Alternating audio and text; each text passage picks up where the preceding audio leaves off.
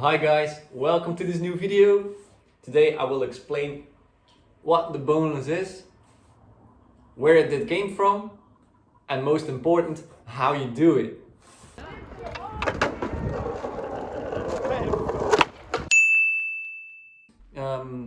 A bit of history. I don't know the history myself, so that's why I'm going to use Wikipedia, of course. Actually, Skateboardpedia. So I'll grab my computer. And what does it state? It states that in the winter of 1988, somewhere in Virginia, there was like a snowstorm, and these two guys, Robert and Gary, were just lying on the ground because they couldn't go outside because it was freaking snowing. There was like snow everywhere. Snow skates did not exist at that time, I guess. I don't know, but to be true, I wouldn't go out either because I would freeze to death, and I think nobody likes that. So they were like lying in their living room against the couch, and they were like pretending the cushions were lips. So they were like planting their front foot against the couch, and then with the trailing hand they tried to catch air with it. So they were already like doing the motion, but without knowing they were already actually doing a boneless, but just against their couch. And yeah, when the snowstorm was over, Robert and Gary decided to go out, and it was actually one of them who was like remembering the trick that they did against the couch when it was like snowing as hell. And they said like, nah, it's impossible, we can't do that. But after a little bit of time, they figured out it was actually not that hard. And to be honest, they were right. It is not that hard. Once you get it, and I'm going to say this throughout, but once you get it, and this counts for every freestyle or old school trick, once you get it, it's cool as hell. Because the thing about old school and freestyle tricks is just when you see it on camera, it's like, holy shit, what the hell just happened? So when they figured out the boneless was possible, they were still figuring out the name. And when I see the name on the internet, I'm gonna have to read this twice though. So they wanted to call it the front-footed frontside foot plant at first. Could you imagine seeing somebody do the trick and then just saying, whoa, look at that front-footed frontside foot plant?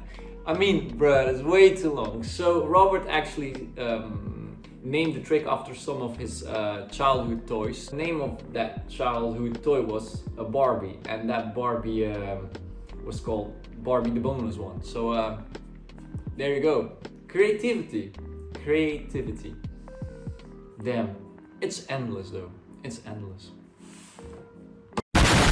Now, why did I choose the boneless as the first trick to explain? Well, because the boneless is actually a big opener to a lot of free school tricks, in my opinion.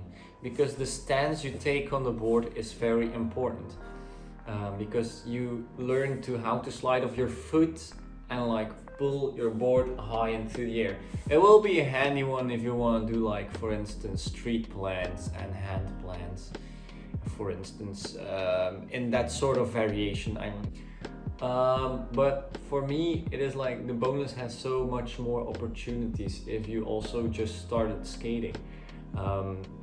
Because if you get confident in it, you can actually also throw it into grinds, you can gap stuff with it, you can use it on quarters if you are more into transition, you can just use it on the flat ground too, you know.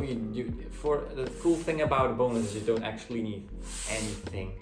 For instance, if you want to do a 50-50 grind, you immediately need a ledge or rail. So that's where I'm actually going to give. So now we got like the history, and I talked a bit about why I like the bonus so much and what the little things are that I think about with this trick. But now we're going to step further into the more important stuff, and that's how you actually do it. Because most of the times when I see people do a bonus on the skate park, they are executing it, but they come to me and ask like, how do you throw it so high up in the air? Like, how do you get that motion into it? Like, how is it so fluently? How do you do it so smooth? Well, one word: practice. I mean, the bonus is very easy to throw down, but you can't expect to throw a trick high and smooth in the beginning when you just learn it. It's like the same with the ollie. Like, everyone can talk about this. We all started with sloppy ollies. I still can't imagine that I even couldn't ollie up a curb, but now give me 3 of them and I'll do it easily, you know? It's just a lot of practice, but really a lot of practice. But the thing is, also, when you do a bonus, there are some steps that I see people make a lot of mistakes in. It are those easy little things, just the little changes that will make a big difference. So now I will explain how to execute the bonus. So I'm riding goofy, so I will explain everything in goofy stance. So if you are riding regular, just change up your feet so you can follow with me. But most important, before you get started on doing tricks, make sure you're comfortable riding. You can't expect to run if you can't walk. So it's a main thing. It's very important to learn to get that board feeling. Start driving around your board. Just start riding around. Start riding around your board everywhere. I mean, if your mom asks you to do groceries, don't grab the bike, don't go on foot, grab your board. Even though if your road is very shitty, that's good, because you will learn to ride shitty road. If you're ever going to make a street part in the future, you will ride so easily because you have that board control. You know what you have to do. You know when your board does that, what you have to do. You can easily maneuver around things. You learn to drive. And that's very important. A lot of people forget this. Drive around your board as much as you can. I know in the beginning, when you get your board, you want to do all the tricks and you want to commit to the trick. I was like that too. But you have to realize, you have to first learn to ride the board before you can trick the board. So with that aside, the bonus. So when you start riding around, you will see that the bonus is not a trick where you pop. You don't pop, but you scoop the board. And no, not in scooping like doing a tray flip or a shove it or a varial kick flip or a varial heel or whatever. No, it's another kind of scoop because you use your hands to scoop your board. So very important is, when you are riding, it's very important to have your front foot around the bolts and have the ball of your big toe, have that on the side of the board. Why? Because then you can very easily slide your foot off the board. The further your foot is on the board, the harder it will be to slide it off, because you have to cross all that grip tape. And you know, grip tape, it says itself, it grips. You can't slide it off easily. So that's why you have to have your foot on the side of it. At the same time, you keep your back foot on the tail, just centered in the tail, on the tail, just like that. The reason why I explained why board feeling is so important is because I do have it still at this time, that I'm like driving around, setting up for a bonus, and I just lose my weight. I just lose my weight, and then I was like, oh my god, it happens to everyone. Even the pros of today have this. It's normal, don't be ashamed for it. It's just part of it. But it's really important to have that board feeling, because it will make it easier to change a stance on your board. when you're driving around your board and your feet are set up, ready to go, what I see a lot of people do is slide the front foot off and then grab the board. No, don't do that. Don't. That won't make it smooth. It will even make it hard, because there is a big chance you will launch your board straight into your face, and I don't think nobody wants that. But I do see a lot of kids at the park do it, and I'm like trying to help them and say like, no, you don't do that. That won't make it easier. You're making it harder for yourself to execute the trick. So the thing is, when you have your feet set up ready, you bend down, grab your board with the backhand, and then slide off your foot.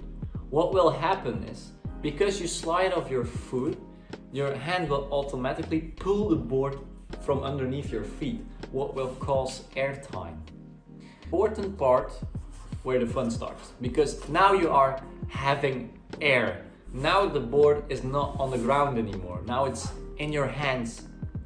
But because you put down your one foot, the other one is going up in the air, because your back foot is still on the tail. So when you are launching yourself into the air, you have two possibilities. You can execute the trick very clean and like the book by holding your back foot on the tail, or you can be like me, detach your back foot from the air and hold your board and jump. The two options count. It's a bonus because you are in the air with the board. The main reason why I detach my foot from the tail is because I have very, very long legs and they are not that flexible. I have tried to work on that, but I went to like doctors for it, but the muscle on the back of my knee is too strong for that. With the most people, your strongest muscle is at the top of your knee, not underneath it, and that's a bit my problem. I can't stretch my legs that easily, but there is a lot of power in it, so that makes it for me then much easier to grab the air and to scoop the board. But when you're in the air, you can now choose what you want to do. If you already know how to do a bonus, you can actually put a flip into it. You can put a 180 into it. You can do a 180 finger flip if you want to. You can do a 360. You can do a 360 flip. You can do a gazelle. You can do a you can do whatever you want. In the air, the bonus is also a trick where you use your hands. It's a hand trick. That's common with old school tricks. You use your hands, and that's the thing what I also like a lot about old school tricks and freestyle tricks, is that you can use your hands. Because with the new school skateboarding, like the skateboarding from the 90s with lots of ollies and kickflips, I do miss my hands, because in my brain it works like, okay, you have a skateboard, you have your feet, but I also have my hands and I want to use them too. I want to be like the people who grab the board. Like when I think about skateboarding, I always think about those vert skaters who grab their board and are like really high into the air. But I do like street skating so much, but I wanted to combine like that air grabbing with it, and that's why I like the bonus also so much. It's like you're combining two worlds into one. So now to the landing. When you have your board, it's the only step you need to do is throw the board again underneath your feet. That's the only thing. Important to that is trust to let go your board, because at some point you have to let it go, because otherwise you cannot land on it.